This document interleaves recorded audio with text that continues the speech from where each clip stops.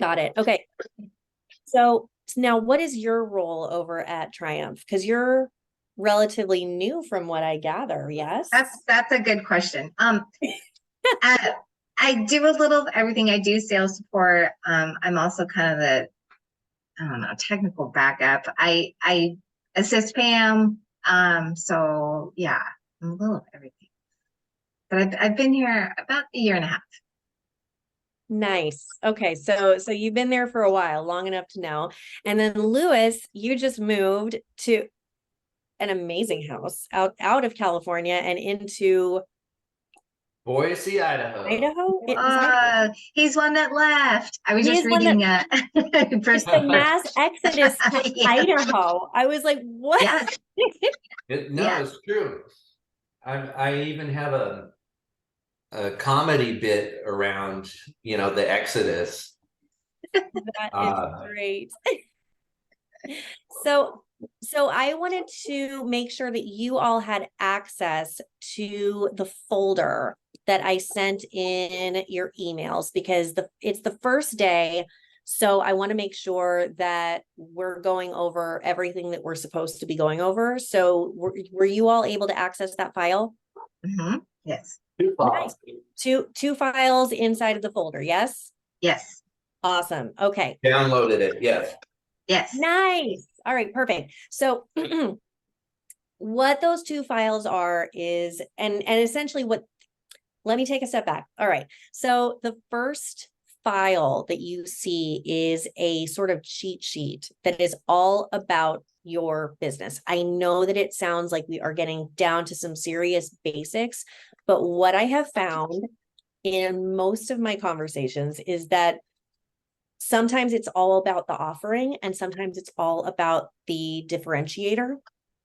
And that typically is what sort of sets the tone for the next calls and the sales cycle. So it really is going through the basics and getting back to basics. Hi, Stacy. In order to accelerate the sales. So that first sheet we're going to work through, and then you can take it and then work with it with your team. Lewis, you can work with it with your sanity checker at home, or with me if you want to go through on your office hours on Tuesday and Wednesday. And that way it's completely dedicated to you all so that we can go through everything and really get a bite into what makes us unique, what makes our unique offering, what gives us that differentiator, and why people should buy something from us, right? I know that especially our group here, plus the other two that are going to be joining us later, you all are in the same industry, but your offerings are very different, which is kind of cool. So it's going to be an interesting conversation to see how the PDFs turn out, and whoever's feeling brave can show or share, and we'll have a chat as well. So if you guys want to just sort of, straight face check with each other, you can absolutely do that as well. It's kind of meant to be interactive, and I will be sharing the platform so you guys can chat back and forth similar to Slack. Make sense so far? Okay. So far, so good. So far, so good. The second sheet that you have, or the second file, that is the meat and potatoes of every single Thursday, and it must be updated. This is that accountability piece that I was telling you about, especially Lewis, where I was like, all right, this is the one where I need your pipeline filled out. And you'll see how I run pipelines. It is the exact same way I run with any sales team. And so this group is basically going to be a mini sales team. You guys are going to rely on each other. We are going to give each other advice. We are going to work through specific deals. If it's a tiny little deal that is not going to shift our quarter that much, that's fine. We aren't going to talk in depth about it, but I still want it on the sheet. Does that make sense and work for everyone? Yes. Okay, cool. All right. I will give a little bit of background about me and CyberSells and what the heck we're doing, because you guys were my inspiration, but that doesn't mean that everybody's going to know this, and we are recording this. So I'm sure this will show up as a recording at some point. So everybody smile. Lewis is like eating.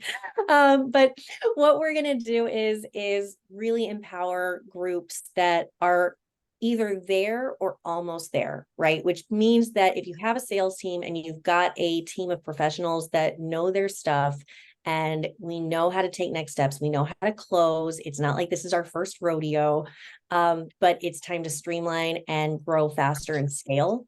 That's what this group is for. And then it is absolutely self-serving for me because it feeds into my future services. So it is in my best interest and my team's best interest to make sure that you all are successful, because then when you need a little bit of help on lead generation or managing your teams that are growing or whatever, you call us because we're here. So that's why we're doing what we're doing, and why I'm putting this on a platform so that there's a lot of interactivity. CyberSells was founded by a group of sales professionals and marketing professionals inside of the tech industry specifically, but we all have a variety of background. We've got some in retail, some in B2C, some in B2B, but majority has all been tech and specifically in the channel. So we know how to sell to MSPs, we know how to sell for MSPs, we know how to sell for compliances, and we know how to sell for consultants. So it's a labor of love for sure with us. So I will go ahead and start sharing my screen, and we will work through the first PDF.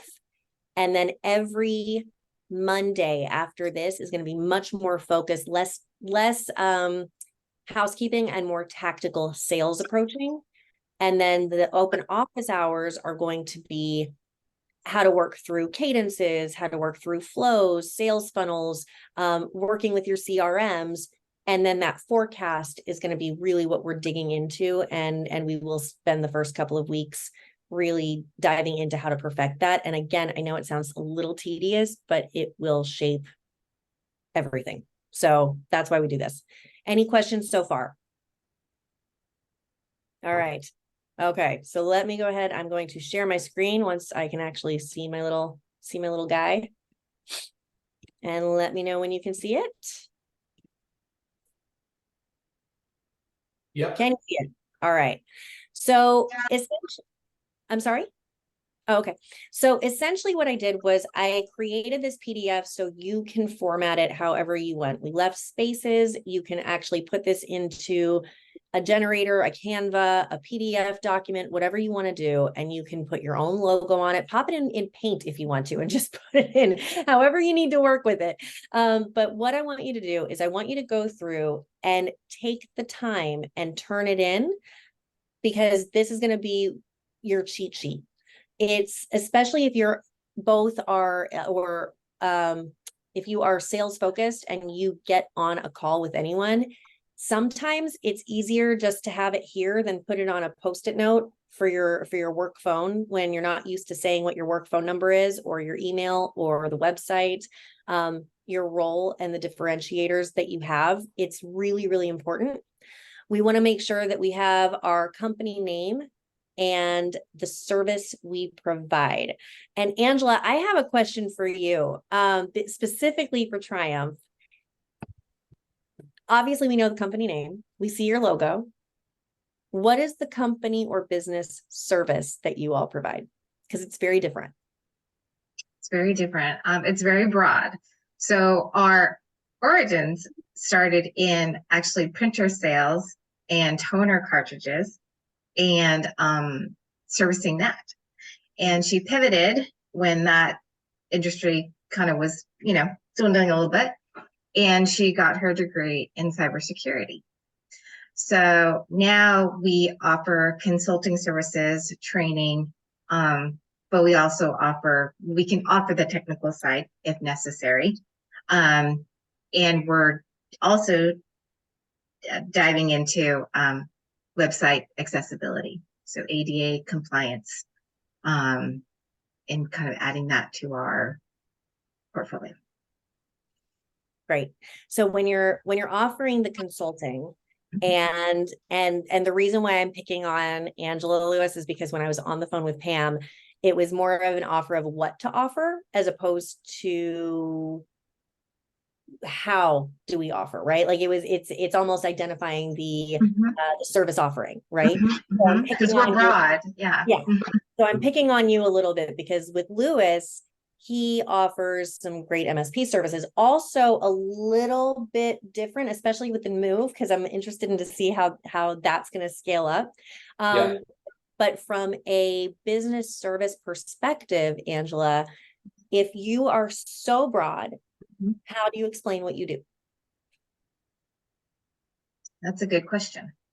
I think for me specifically, it's the research on the person I'm talking to. So if we're talking to our WeBank, our women entrepreneurs, typically they are smaller size business, small to medium.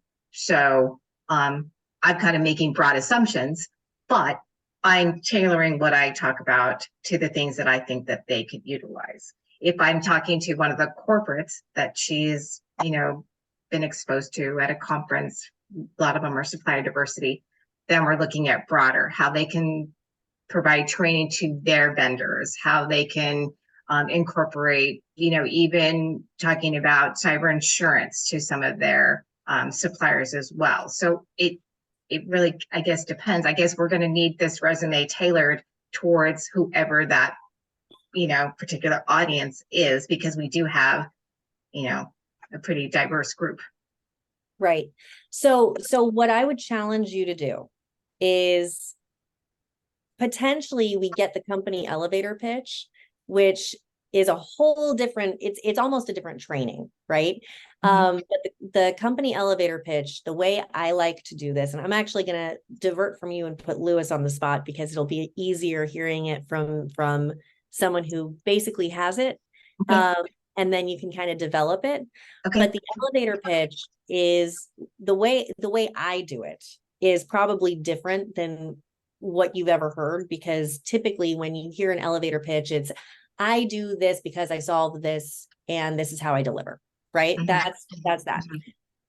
I make elevator pitches, and I think that the most effective elevator pitches are much more casual, heartfelt, and connecting with the emotion of the person that you're speaking with, which actually feeds into what you were saying. You make it appropriate, right? But I do want you to funnel it down so that you can get real particular. So, Lewis, Yes. if you were at a party and I asked you what you did, Yeah. what would you say? So I would say that we provide companies with 10 or more employees the ability, to have what they need wherever they go on whatever device they choose. Okay, that's a pretty decent one.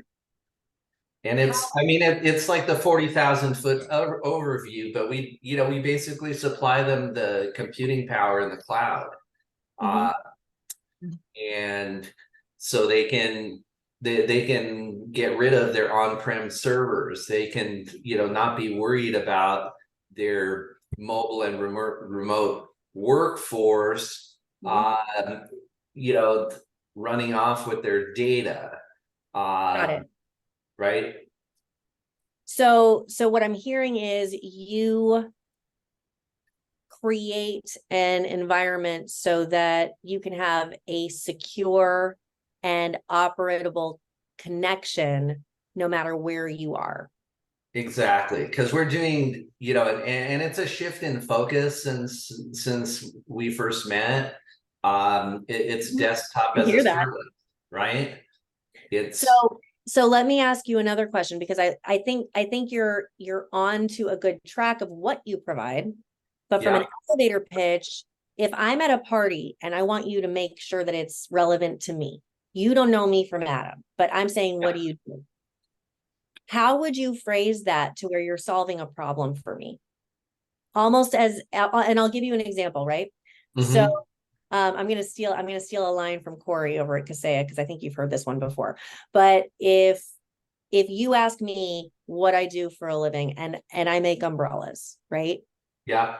I'm gonna say, You know what happens when you walk into a rainstorm and you're just sopping wet because you were completely unprepared and then you have to walk inside to a meeting? Yeah. I prevent that from ever happening. Yeah. And then you've got the, oh, how do you do that? Right. And you're, oh, okay. All right. Well, I give you a really great umbrella. Right. And then and then you can get into the whole, this is how I sell a pen, and this, it's blue, and it's a, it's a swing line stapler and all of the things. Right. But the way you phrase it is you make it actionable, and you're talking about a headache that 90% of the people are going to understand. Right. It's a question, right? When you deal with this, I prevent that, or I help that, or I secure that, so you can do it from anywhere, right? And I kind of just peppered you a little bit. So from there, once you have that question, then you can bring it down in one line of, this is what I do. And that's how we come up with a really kick-ass elevator pitch, because it's actionable, it makes sense, and it's relevant to 90% of the people that are going to speak to you. Okay. So, you know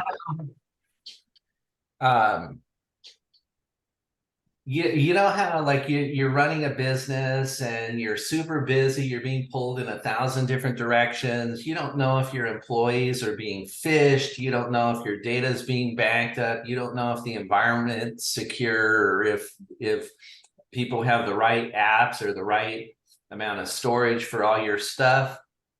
Yep. We make sure that you have that IT peace of mind. I think you almost got it, but you missed a really, really, really big piece that that was one of your differentiators already. And that was, we make sure you have that from anywhere. From anywhere. Yes. From anywhere, okay. right? Because your desktop management, your cloud, you've got thin clients, that's your thing, right? That's our thing. So we want to make sure, hey, I make sure everything is secured, locked down, backed up the right way, so that you have your peace of mind and you can do it from anywhere. Yeah. That's pretty powerful. Mm-hmm. Right? Mm-hmm. Well, I think so. And not to get too deep into the weeds, but I think our time together is probably meant to be like getting deep in the weeds. This one specifically is more tactical. So yes, the weeds normally are going to be more Tuesdays and Wednesdays, but because this is our first one, we're working through this. All right. So as you know, and you mentioned it, I just had a big move. Mm-hmm. And I just actually offboarded my biggest client. Yay. Yes, I'm saying yes because he was a big pain in the ass. I didn't say Yes, that. he was. He was. And congratulations. thank you. You're welcome. I mentioned, because I meet with a lot of other MSPs, and I talk to people, and I'm getting a lot of skepticism from certain quarters about being pure cloud. I mean, I think I get to be ahead of the curve because I made this big move and I just offboarded this client, and so I have the opportunity to pivot and to define myself. But I'm also, there's a part of me that, because I'm a natural worrywart, I think, is it like, am I fooling myself? Am I throwing away business? But I mean, I think I got one of the best cloud guys in the business as a mentor and helping us. So I just wanted to throw it out there, like how do we address challenges like that where we're second guessing, pretty much a foundational move on the part of the business. So you're right, that is in the weeds. I do want to get into that, but let's do this really quick, because I think if we keep it focused, yeah, that is going to just sort of come out anyways. Okay. Is that okay? No, it's fine. Okay, I It's, know I'm a pain, but let's no, trust, you're trust not a the pain. process. I'm like a high maintenance pain in the ass. No, you're a fun one. Okay, so let's go from the question, right? So Angela, do you want to take a crack at it or do you want to think about it? I want to think about it. I just opened this up literally like 5 minutes ago, 10 minutes ago, but thank you. No, you're fine. That's why I was giving you the option because Thank you. I'm not looking for instant answers. I want you guys to think about it. I want you to have this as a strategic thinking exercise. And you can even go back to Pam and your whole team and think it through to come up with a good solution. It might take 15 minutes, it might take an hour. If it goes longer than an hour, you're doing it wrong. You need to go get a drink. But we'll, but after that, turn in what you got and we'll tweak. Okay. Okay. I also want both of you to understand, or anybody else listening, to understand who your competitors are. So it's really important to understand who your competitors in the field are. So for example, at CyberSells specifically, we do sales acceleration and enablement. And a lot of what we do is top of funnel lead generation. However, what many MSPs and tech vendors think of us as is a marketing firm. Now, we're not a marketing firm, and that's not what we do. In fact, we use marketing firms and we leverage other people's marketing teams. And then we also leverage SDRs because we're actually the execution and we are putting the integrations together and we're connecting the dots from sales and marketing, and then we're executing sales. But a lot of times people will think that we have marketing firms as our competitors. So to me, even though we really don't have any competitors because there's nobody in the space that does this, we could potentially put marketing firms as our competitor. For an example, Abstract and Marketopia, they actually are our partners in the industry, and we rely on them a lot. But what I would put on here is their names, and I would put why we're better in sales acceleration, enablement, and execution, not necessarily why we're better in marketing, because we would use them in marketing. Or like Lemonade Stand, fabulous marketing firm. A lot of times they just need that sort of CRO approach to go in and manage them because they do the best designs. I've never seen a design and content generation engine like the Lemonade Stand guys. Strategic thinking, though, and how it all funnels into CRMs and how the salespeople take it and how it moves through the process, that's not their strong suit. So to me, that would be where we would complement each other. So this is actually not necessarily an exercise in competitive edge. It's an exercise in how you can leverage others' weaknesses to get more business. It also is a way for you to identify who true competitors are in the space. So I think for you, Lewis, it might be where, all right, I need some boots on the ground. These guys are really good at boots on the ground, but they're not very good at virtualization. So maybe there's an opportunity there. Or maybe these guys say that they're really good at cloud services, but I know that they're not. So this really is competitive edge.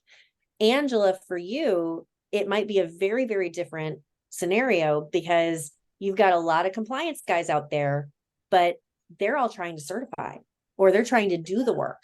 So you all are the consultants that can remain somewhat agnostic, and you can have the relationships where you refer people in. So again, maybe you don't have the competitive edge over, and you're much more of a complementary fit, but then you should have an affiliate relationship with them. Mm-hmm. Does this make sense to both of you the way I'm describing this? Mm-hmm. Yeah, I'll admit, like the competitor section to me is intimidating because I have no idea who my competitors are and why we're better. That needs to happen. So if you don't do it, so this sheet should probably be filled out. I would say take a week. You don't have to do this all in one day. This is not something that is, I'm not expecting it in 5 minutes, but this is going to set your framework for the rest of the year of working with each other, right? So we want to make sure that you have this nailed down. And if you have more than two main competitors, if you see 5, okay, that's great. You can put 5 in there, but now we really got to figure out what that differentiator is.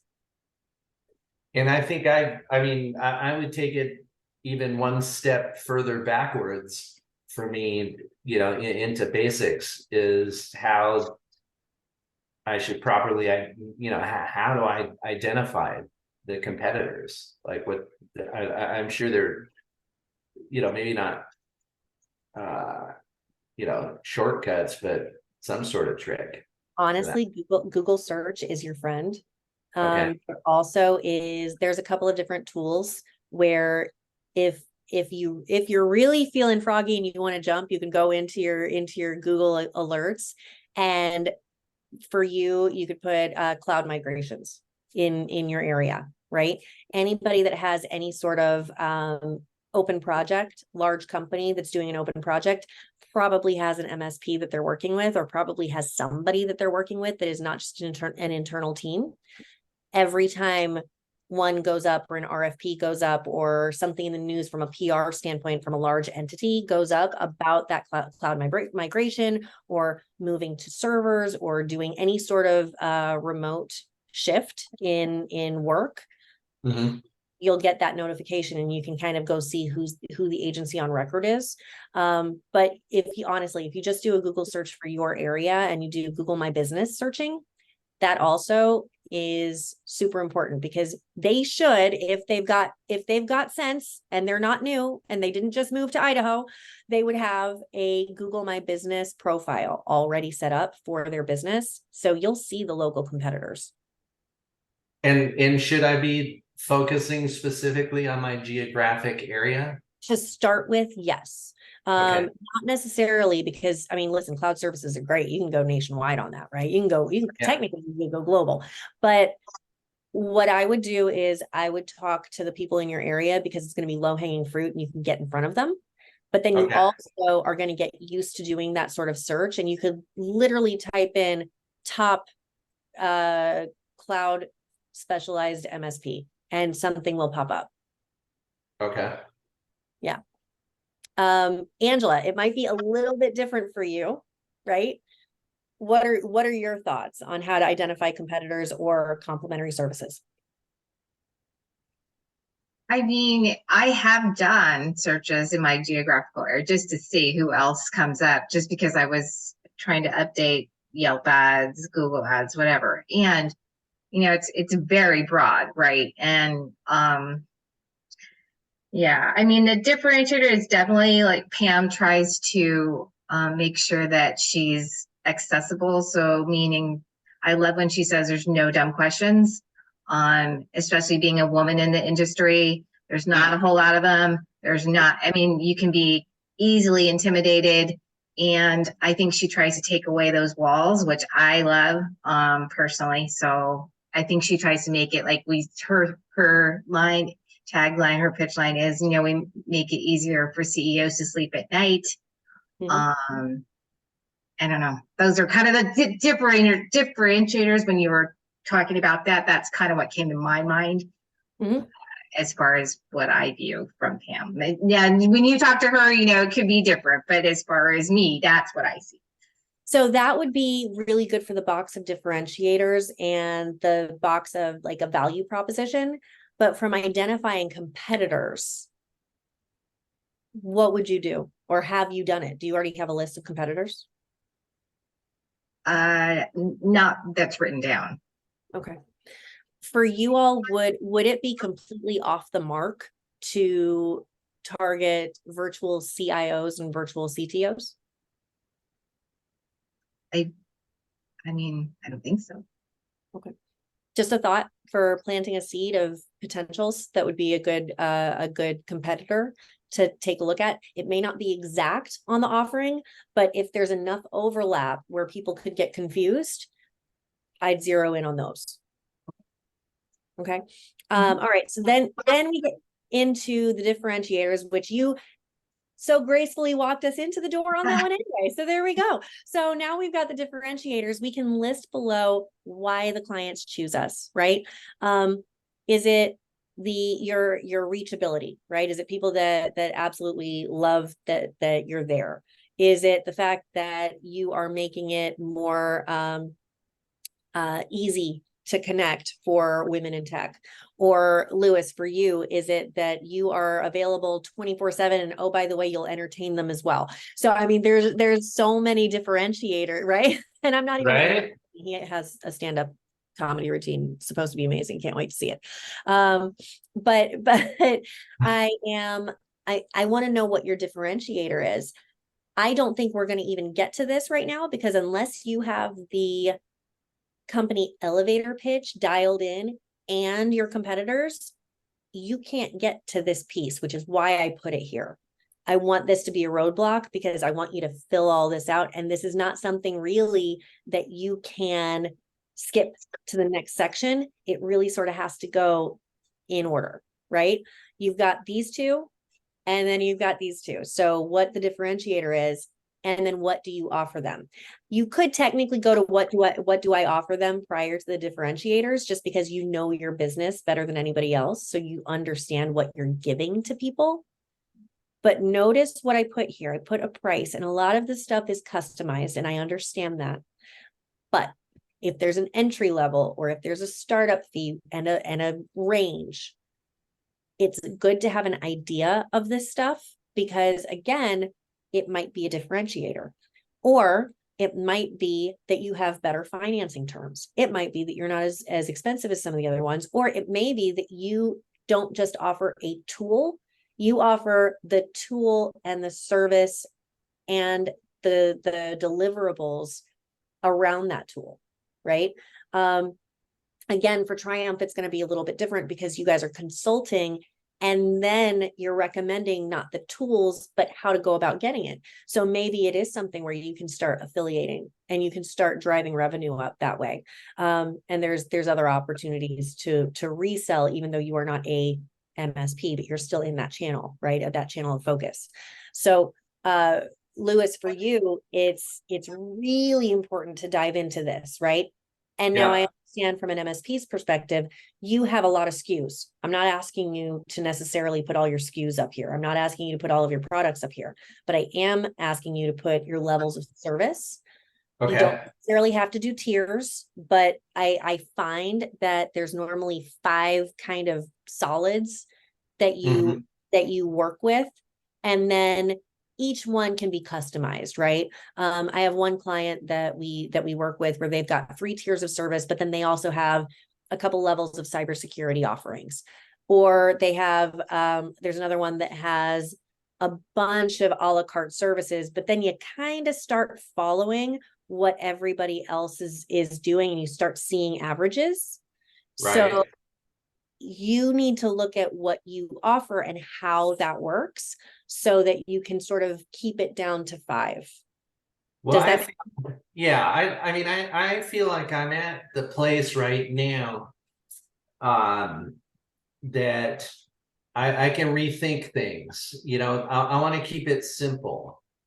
And you know, when you mentioned earlier about Googling the competitors, I actually went ahead and looked up you know, cloud services in Boise, and I discovered, you know, one of these folks, they don't serve the physical area that I'm in, and they're a little bit, they're kind of all over the map. Honestly, they look not so much like a competitor, but as you know, a cooperator. Like we can be friendly competitors and feed each other referrals because we're doing different things. I mean, are those the kind of people that Absolutely. You list, if I mean, do have a list, right? Like I have room for 2. These are your 2 main guys, right? But I have a list of 10 people that I either want to work with or want to stay in my lane and allow them to stay in their lane and we can work congruently. I Right. so far have not found anybody that I directly compete with. And there's more than enough clients. We just have to find out how to work with each other. Same thing with a lot of MSPs. As long as you promise not to steal other people's clients, a lot of MSPs want the help, right? So Right. it can we have such a great industry where, you know, and this works for tech firms too, a lot of software companies out there. Perfect example is one of our clients, Pia.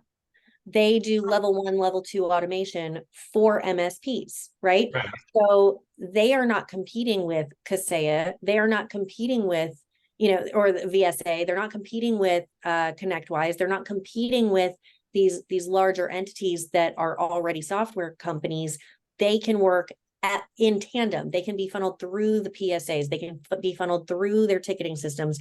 They can actually help leverage the other software that is out there. So again, it's not necessarily seeing competitors. However, they do have a competitor, and that's Roost.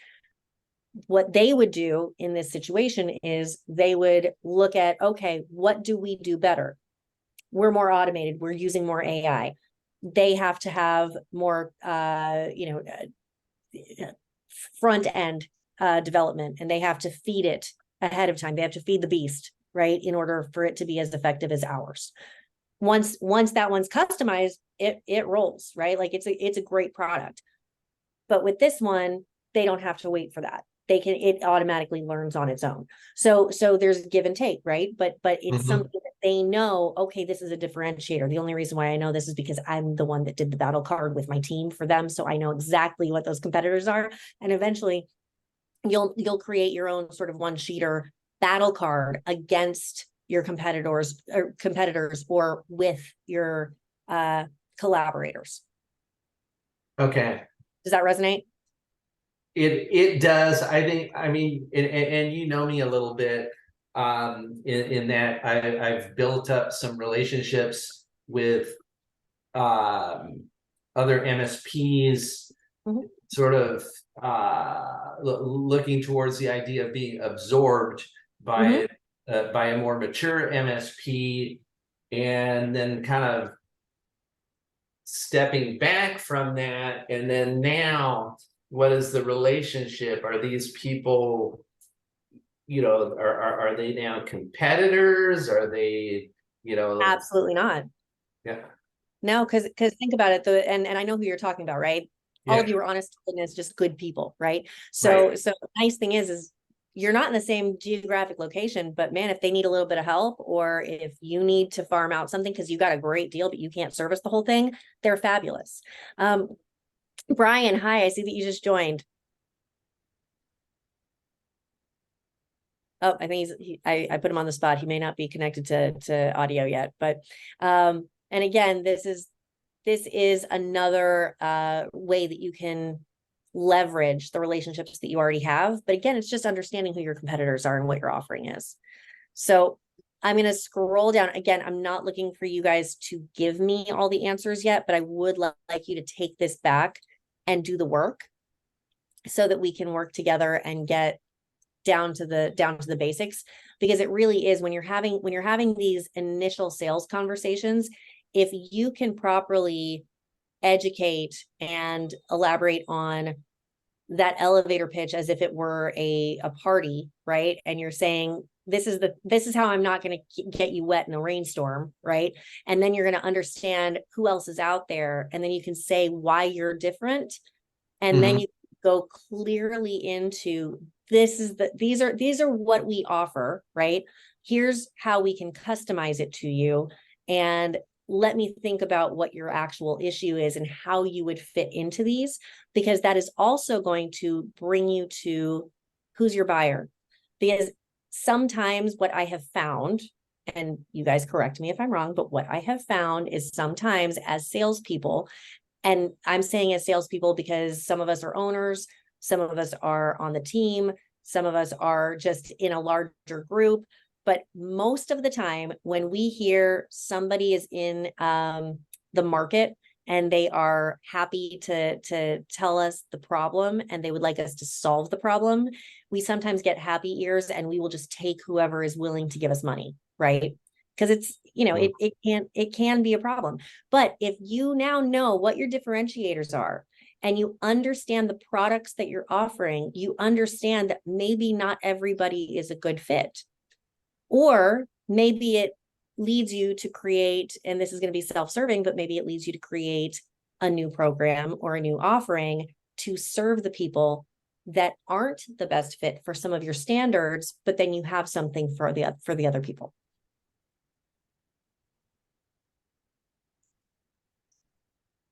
That makes sense. Okay. So that's why we can take a look at those differentiators and the products that we offer and who is appropriate for those products and who is appropriate for the packages and the tiers and the differentiators, to look at who the buyer is. We want to know the title. We want to know the size of the company. Now, I didn't list all of this because we are all very intelligent people on this call, and I don't think I need to spell it out for you all. But when you go back and you're having a conversation and you're thinking about this, I want the persona and the profile of your buyer. I am not asking you to do an entire avatar worksheet. This is not that conversation. I'm sure you all have already done this before, right? This is something that you're past that. So what I want you to do is I want you to just say, who's my buyer? Because we've already gone through this exercise of what I want to offer, what I do offer already, who my competitors are and why I'm different. And then what services, whether it's tiers or Brian, I just saw that you're on and you're on mute. Hi, how are you? Welcome to Resilient. We've Hi. Hi. Hi. Where Hi, Brian. I'll Hello. send you this as well, so that you have access to the files. And we're working through it right now. And you'll get a recording of this conversation. But what we want to do is we want to make sure that specifically to Resilient, right? I'm going to jump in there as another example. Resilient focuses completely on government contractors and making sure that they're compliant and they're going through the right CMMC qualifications, they're past NIST, they're doing all of the right things. So for Brian, he's going to have a completely different conversation than Lewis, you are when you're just getting people up to the cloud, right? He's driving people to a webinar just so that they understand what the heck CMMC is and what these new qualifications are. And oh shoot, what do I have to do? Now, Angela, you could potentially just network with Brian and say, hey, I'm consulting with these 7 people and they all are going to need the work done because we're not going to do all the work. Right. So that would be, again, it's a way for the networking to start going on here. But again, I don't want you guys doing that until we figure out who their buyer is, right? Who's your buyer? Is it, because it may be that Angela and Pam and your team, you're not working with the type of companies that Brian would, because Brian's primarily focused on government contractors, but might have some overlap, right? There might be some compliances that would work together. Again, also, Angela, you could potentially network with Lewis too, because some of your people may not need all of the things. Maybe they just need to be more secure on a cloud environment so that it's just easier, right? So, you all are in a really cool space where you're very consultative, but I would urge you to make sure that when you leverage these relationships and you're leveraging this sort of group, you're doing it in a way that is going to make it worth everybody's while. I am not here to facilitate all of that. If you guys can blend it and make it work, that's great. That's why when we do get the platform up and running for chats, absolutely network, shared numbers. This is meant to be that sort of peer group where everybody's helping each other and everyone's helping each other grow, but not until this is done. You have to do this first. So promise me this gets done. We also have links to social. I know that this is not a main focus for a lot of salespeople. However, it is important. I want to make sure that everything is updated.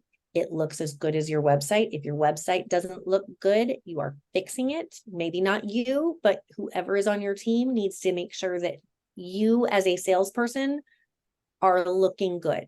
Lewis, you have a really good visual website. So go you.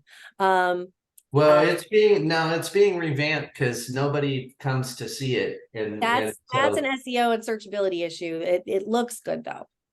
it looks good, but we're gonna actually have pictures of the CEO and stuff. So Nice. Okay, cool. Triumph, honestly, Angela, I apologize. I haven't gone through with fine-tooth comb to see it. Brian, I think you guys need to work on it a little bit from a searchability standpoint and from a visibility standpoint, because you want to be open, you want to look up to date, and you want people to walk through the door, right? That's another completely different conversation. There will be a module available for you guys to identify certain aspects and to figure out how to get a converting website.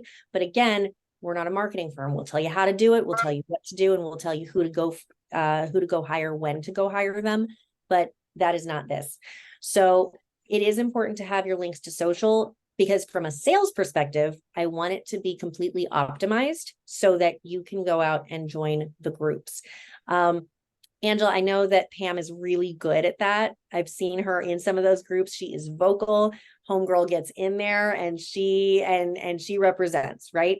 The issue is there may not be a sales funnel to convert all of that activity, right? So what we want to do is we want to see that the links to social are active, optimized, and you're active. But if you're active with no purpose, or you're posting with no purpose and there's no funnel to get you to that next step, then none of this matters that you've built out. So that's why I keep social on here, specifically because it is so important nowadays in the sales cycle. Just so that you all know, from a marketing perspective, prior to COVID, we needed to hit, and actually this is actually prior to a while ago. So I'm talking like circa 2015. You needed to hear and see a brand 7 times to actually keep it in your mind and to recognize it for brand recognition. Prior to COVID, you needed to see it 15 times. Since COVID, because everything went remote and everything went, shut down, and people were binge watching Netflix, and, Tiger King happened and all of the things, right? So after that, you need to see something 22 times for brand recognition. So if your social is not on point and you don't have any sort of, even if it's a simple funnel that just goes back to book a meeting with me, something has to be going. So that's my soapbox. I'm off my soapbox. All right. So before I switch gears into how I want you to prep for pipeline, are there any questions about this form? Are you feeling comfortable? Ish? Is it making you think more than Alex? you would? Alex, I sent you a question in the chat about it. I mean, yes, you're making your life too difficult. no, I figure so. Yeah. Okay. Honestly, so he was asking if it would be easier to just bring it into Illustrator and fill out the forms. If that's easier for you, honestly, Lewis, I'm just giving you crap. It's it's because it's then it starts tagging missing fonts and yeah, no. So, I wouldn't do that. You can upload it into a PDF editor. That's not Illustrator, like DocuSign. You can upload it into, like I said, if you wanted to pop it into Paint, you could do that. If you want to go old school, you could pop it into Canva, just to upload it as a PDF. There, you can do whatever you want that you will allow you to edit and fill it out. Crayons. I know, right? You use crayons. You could print it out and fill it out and then scan it. Eventually this will be on a Google fillable form. So because you guys are lucky enough to be in my beta group, you get to deal with the headache of it as well. So I thank you for your patience, but however you need to get it filled, we will digest it the way we need to. Cool. So Alex, does what you're offering us in this beta and then eventually in the full-blown program, does it compete with or complement like the Robin Robbins offering? Compliments. So okay. Yeah. So now with Robin Robbins, a lot of people have invested in Robin Robbins as a marketing methodology, and she does have some sales methodology as well, right? She teaches how to how to pay out an SDR and how to compensate. That's fine. And we can utilize that. But if you're using a 7-figure MSP, a Robin Robbins, a Marketopia, any of the marketing focused engines, we will just bring the execution through with it, right? We're going to help you do the day-to-day. We're going to help you integrate certain things. We're going to help you figure out how to have the conversations. We're also going to help you do the sales flows. One of the things that Brian was tasked with today was, hey, get with Alex and the team to work through our sales funnel, right? That's actually one of the lessons that we're going to be loading up on a module, but because it's not completed yet, I figured that would be a great thing for us to do inside of our office hours. The fact that we're going to be doing that and building that out, again, no one in here is a competitor, so it's great. So everything that we do, you guys can literally take and duplicate, just use it for your own verbiage, right? It's step by step and it's pretty basic. So Brian, I know that you're a little bit late to the game, but what questions do you have from that form that we were just kind of going over? You will also get the recording of the call. I was telling the group that it's not going to be as tactical every week, where it's housekeeping as much. But because this is our first one, I wanted to address the forms that I included in that first file. Oh yeah, yeah. I've seen forms like that. I worked extensively with HubSpot, and HubSpot, one of their main objectives is the persona. That's what they really push. So yeah, I'm familiar with finding out the buyer's persona and really figuring out exactly what their wants and needs are, who you're talking to, that type of thing. So and I apologize, my camera's not working. I just got this computer today, so I guess I got to call tech and say, why isn't my camera working? It's not like you work for an MSP or anything. Yeah. yeah, because I've tried every button possible now, and I'm just not. Yeah, and it says camera not working. So there's probably an anti-spy virus or something that's on here that's preventing it. Probably. Tell Kevin to go invest in a Logitech, would you? So guys, we're coming up to the end, and I will be sending you a video on how to actually fill out the forecast and the pipeline, because that one, again, that is like the meat and potatoes of what we're going to be doing every single Thursday. It's going to change how you forecast, how you work through the sales.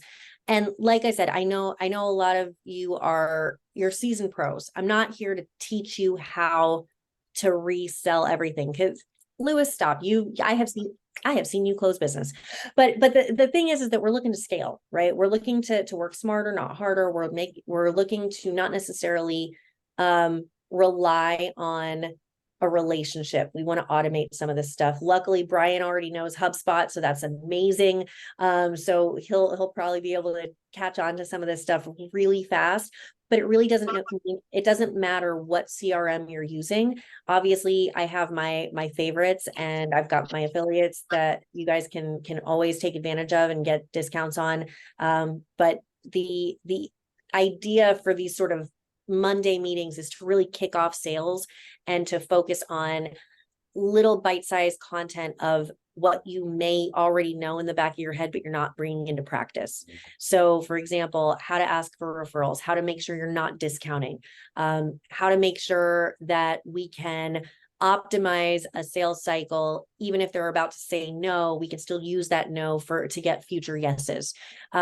It's not always about working one specific deal. It's about how you look at all of the deals. And so that's why it's really important that we do this basic foundational stuff first and then kind of dive into it. Does that make sense and kind of resonate with everybody on the call? Like we're feeling comfortable? Yeah, it sounds great. Looking forward to it. Awesome. Okay. Well, guys, I'm so glad that you are all here. I will open the floor for any other questions or housekeeping. Other than that, I've got open office hours tomorrow and Wednesday, and then we've got forecast on Thursday. This is cool. I'm not a sales guy, right? So I don't even know the difference between sales and marketing. You know, it's all like, I mean, it sounds so beautiful, like a Hawaii vacation or something, but I'm just, you don't have to define it for me right now. I'm just giving I'm not you. gonna. Yeah. You'll no, but that's great. It's cool that you are open, right? So the fact that you can say you don't understand the difference between sales and marketing, that's okay. It's all related. Just remember that marketing works for sales, right? So if we as salespeople say we need leads, or we need enablement, or we need sales sheets, or we need XYZ, marketing is the tools to make Okay. sales successful. Okay. Got it? Got All it. right. And Angela, how do you think about or how do you feel about the first session? Not too much? No, I think it's great. And I think it's all, like you said, you got to do this work before we can move forward. And it gives us some focused areas to really, when we do meet, we can get through this. And it might take a week for us, but I That's think okay. that it'll help. It'll definitely help. Thank you. Everyone's going to go through it at their own pace. I'm just here to facilitate that, and the team is here to facilitate it as you go, and you're going to scale as fast as you can. And some people may take strides, like Brian. He's had his his background in HubSpot training, so he may jump past a couple of steps and then may get stuck somewhere, and then you'll catch up, and then we'll all work together. So it'll be good. All right, guys. See you tomorrow. Thank you very much for a really fun first one. Thank you. All right. Nice, Have a good nice day. meeting you. Me too. Bye. Bye. Nice seeing everybody. Bye. Thanks, Case. Bye. Bye. Bye.